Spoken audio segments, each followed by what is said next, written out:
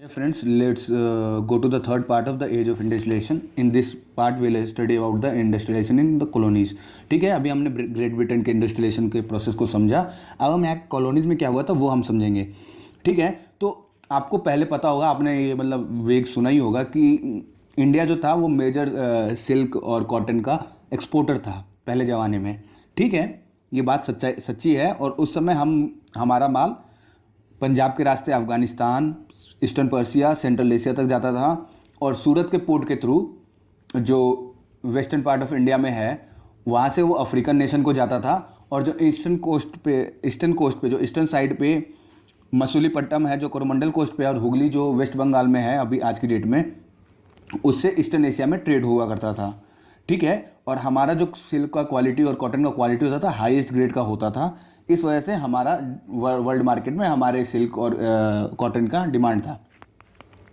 अब इस बिज़नेस में कौन कौन से बंदे लगे हुए थे? तो हमारे यहाँ पे काफ़ी बंदे इस बिज़नेस में लगे हुए थे. जो इंडियन मर्चेंट्स थे और बैंकर्स थे वो मेन थे. बैंकर्स वो जो फाइनेंस करते थे, और मर्चेंट्स जो उनको ले जाके बेचते थे. अब ये प्रोसेस कैसे होता था? सप्लाई मर्चेंट्स इसमें काफ़ी इंपॉर्टेंट रोल प्ले करते थे.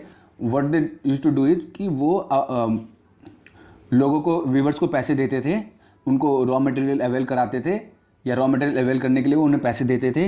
वो उनसे जब वो वीवर्स माल बना देते थे तो वो उनसे परचेज करते थे. एंड देन उसको ले जाके वो जो मेजर पोर्ट्स पे है वहाँ पे वो बेच देते थे. मेजर पोर्ट्स पे जो बड़े मर्चेंट्स होते थे वो अपना एक ब्रोकर रखते थे जो इन सप्लाई मर्चेंट से प्राइस नेगोशिएट करके उनको बेचते थे. ठीक है, लेकिन by the 1750 this network control by Indian merchants were breaking down. अब ये क्यों हुआ आपको ये समझना होगा. ये इसलिए हुआ क्योंकि दैट टाइम इंडिया में फॉरेन के बंदे आ गए थे. जैसे नॉर्थ आपका ब्रिटेन था, साउदर्न साइड में आपका पोर्तुगीज़, डच, ये सब आ गए थे. तो उनके वजह से वो धीरे धीरे हमारे इस ट्रेड पे कब्जा करने लगे, और धीरे धीरे हमारे जो देसी मर्चेंट्स थे उनका डाउनफॉल होने लगा. The European company gradually gain power, first securing a variety of concession from local courts, then the monopoly rights to trade. तो इसमें क्या है कि पहले उन्होंने कंसेशंस लिए. कंसेशंस क्या होते हैं कि उनको टैक्सेस में छूट मिले या उनके लिए प्राइसेस कम हो उन्हें. फिर उन्होंने धीरे धीरे उसको मोनोपोलिस्टिक करा लिया कि मतलब उस सेक्टर में वही ट्रेड करेंगे, बाकी इंडियन ट्रेड नहीं कर पाएंगे. ठीक है, इस वजह से धीरे धीरे जो इंडियन का नेटवर्क था वो ब्रेक डाउन हो गया.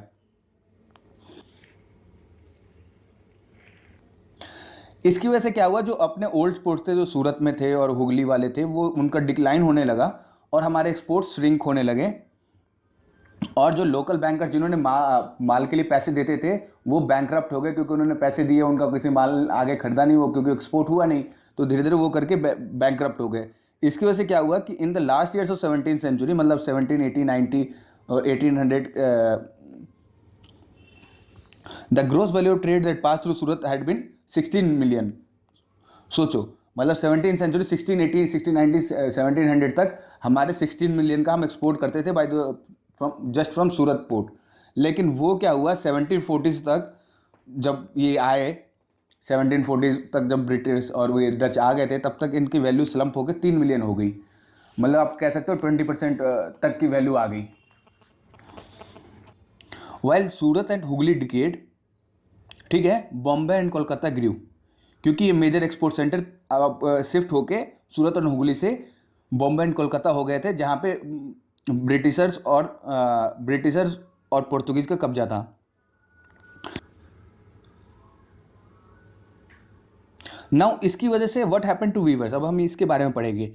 The consolidation of east India company power after the 1760 क्या हुआ, उसकी वजह से ये नहीं हुआ कि हमारा टेक्सटाइल एक्सपोर्ट्स धीरे धीरे गिरने लगा. ठीक है, व्हाट हैपेंड इज कि वो सारा इंडस्ट्री क्या हुआ, ब्रिटिश ने कंट्रोल कर लिया, और हमारा एक्सपोर्ट अभी स्टेटस क्यों मेंटेन था. बस ये था कि वो सूरत से ना होके, अब वो सूरत एंड हुगली से ना होके मुंबई एंड कोलकाता के पोर्ट से हुआ करता था. Before establishing power in Bengal and Karnataka region, Britishers का क्या था, कम्पीट करते थे. पहले तो लोकल ट्रेडर्स से कम्पीट करते थे, उसके अलावा वो डच, ठीक है, और पोर्तुगीज से भी उन्हें फ्रेंच, डच और पोर्तुगीज से भी उन्हें कम्पीट करना होता था. But after establishing political power in Bengal and Karnataka region, ये करता धरता हो गए, ये सब कुछ अब इन्हीं पे डिपेंड होने लगा और ये डिमांड एंड सप्लाई कंट्रोल करने लगे। इसके लिए ईस्ट इंडियन कंपनी ने कुछ सर्टेन स्टेप्स लिए। वो स्टेप्स थे जो मैं बता रहा हूँ। पहला स्टेप उन्होंने ये लिया कि कंपनी क्या करी कि जो एग्जिस्टिंग ट्रेडर्स एंड ब्रोकर्स थे, जो टेक्सटाइल इंडस्ट्री में थे, जो क्लोथ के ट्रेड में थे, उनको उन्होंने हटा दिया। ठीक है। उसके बाद उन्होंने एक पेड सर्वेंट कॉल्ड गोमास्ता, उसको वीवर को सुपरवाइज करने के लिए, सप्लाईज कलेक्ट करने के लिए और क्वालिटी ऑफ क्लोथ के लिए, जो पहले वहाँ पे सप्लायर जो हमने पढ़ा था अभी, सप्लाई मर्चेंट काम करते थे, उनका काम गोमास्ता को उन्होंने ब्रिटिशर्स ने दे दिया। सेकेंड, उन्होंने क्या करा, जो कंपनी के वीवर्स थे उनको डायरेक्टली मना कर दिया कि आप दूसरे बंदों से डील नहीं करोगे। इसके लिए उन्होंने स्टेप क्या लिया, पहले वो उन्हें लोन दे देते थे, ठीक है, और लोन देने के बाद वो ऑर्डर प्लेस करते थे। उसके बाद जब वो ऑर्डर प्लेस हो जाता था तो फिर वो उसे सस्ते दामों में परचेज कर लिया करते थे। वो हम आगे पढ़ेंगे सस्ते दामों से उसको वीवर्स पे क्या इफेक्ट हुआ, बट वो इसकी वजह से, वो लोन देने की वजह से जो वीवर्स थे वो दूसरी जगह नहीं जा पाते थे, क्योंकि वो एक तरह से लोन ले चुके थे, वो बंधे हुए थे और उन्होंने, कंपनी का डायरेक्ट ऑर्डर था, क्योंकि उनके पास पॉलिटिकल कंट्रोल था कि आप दूसरी जगह नहीं बेच सकते हो। बेचने पे उन्हें जुर्माना और उनकी पिटाई होती थी। अब हुआ क्या कि जैसे जैसे एक्सपोर्ट तो हमारा काफ़ी था ही, तो जैसे जैसे लोन्स वीवर्स को मिलने लगे, वो अपना काम धीरे धीरे और बढ़ाया उन्होंने। तो जो भी वो छोटे प्लॉट पे वो कल्टीवेशन ये सब करते थे वो उन्होंने छोड़ दिया और उन्होंने पूरा अपना ध्यान वीविंग के लिए लगा दिया। ठीक है। स्टार्टिंग में तो उन्हें बहुत अच्छा लगा क्योंकि उन्हें डिमांड मिलता था, बट धीरे धीरे जब ब्रिटिशर्स ने क्या करा, ब्रिटिशर्स ने करा ये कि लोन तो वो देते थे, लेकिन जो माल लेने लगे वो बहुत कम दामों पे लेने लगे। ठीक है। पहले क्या था, सप्लाई मर्चेंट जो थे, जो हमने पढ़ा था इंडियन सेटअप में, वो क्या करते थे कि इनको लोन के अलावा इनके सुख दुख में, इनका जैसे कपड़ा खराब हो गया या इनका कुछ घर की प्रॉब्लम हो गई, तो वो उनकी मदद कर देते थे आर्थिक।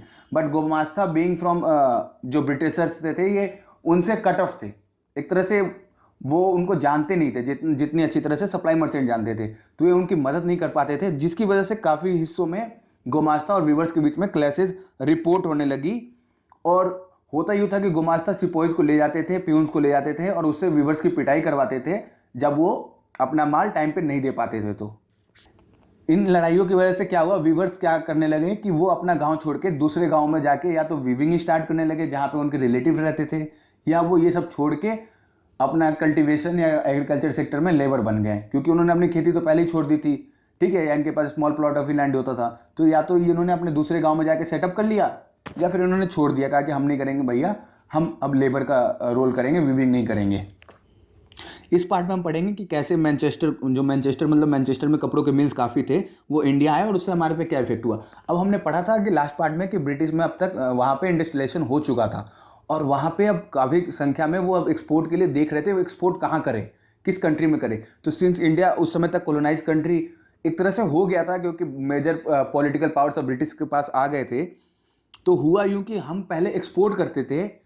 अब क्या हुआ, धीरे धीरे 18th सेंचुरी तक हम कपड़े का एक आइटम भी एक्सपोर्ट नहीं करते थे, बट बाई 1850 आप हैरान हो जाओगे कि हम 31% तक टेक्सटाइल इंपोर्ट करने लगे। और बाय द एंड ऑफ 1850 मतलब 19th century, by beginning of 19th century और by 1870 what you can say कि हमारा ये इंपोर्ट 50% तक हो गया।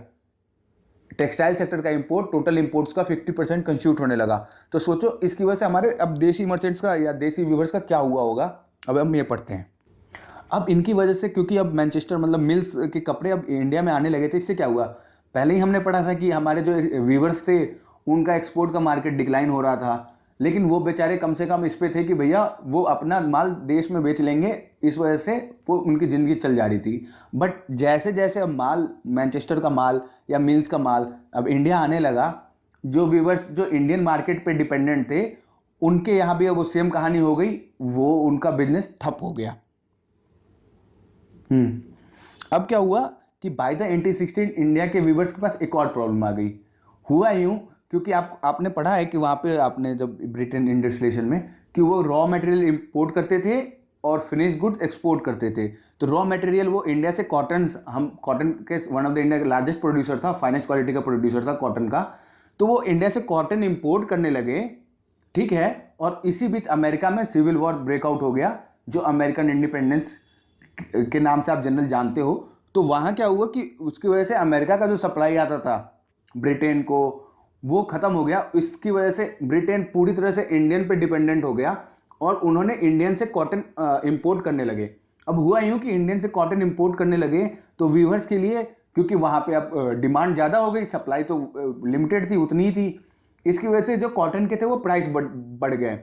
तो अब यहाँ के जो वीवर्स थे, लोकल वीवर्स, उनको एक दूसरी प्रॉब्लम ये आ गई कि उनको अब ये जो माल खरीदना होता था, कच्चा रॉ मटेरियल जो खरीदना होता था, वो काफ़ी महंगे में खरीदना होता था। ठीक है, अब हमने पढ़ाई है वीवर्स की कहानी। ठीक है, तो अब इंडिया में इंडस्ट्रियलाइजेशन कब आया, इंडिया में फैक्ट्रीज कब सेटअप होने लगी। ठीक है, तो इंडिया में पहली फैक्ट्री जो कॉटन मिल की थी वो सेटअप हुई थी बॉम्बे में 1854 में। ठीक है, और 2 साल बाद वो प्रोडक्शन स्टार्ट करी थी और बाई 1862 4 मिल सेटअप हो गई थी और धीरे धीरे पूरे कंट्री में, पूरे इंडिया में, कहीं मद्रास में, कहीं ये, धीरे धीरे वो सेटअप होने लगी थी। वो आप एक बार चैप्टर पढ़ोगे समझ में आ जाएगा। अब इंडिया में अर्ली एंटरप्रेन्योर्स कौन थे, जो इंडिया के अर्ली एंटरप्रेन्योर्स जिन्होंने ये मिल बनाया, जिन्होंने ये फैक्ट्री डाली, वो कौन थे। और एंटरप्रेन्योर का यहाँ मतलब जो बिजनेस में पैसा कौन लगा रहा था, कौन रिस्क लेने को तैयार था, कौन इंडिया के अर्ली एंटरप्रेन्योर थे। ठीक है, तो इसके लिए हमें जानना पड़ेगा एंटरप्रेन्योर के पास पैसा कहाँ से आया, क्योंकि हम तब तक तो गुलाम हो चुके थे।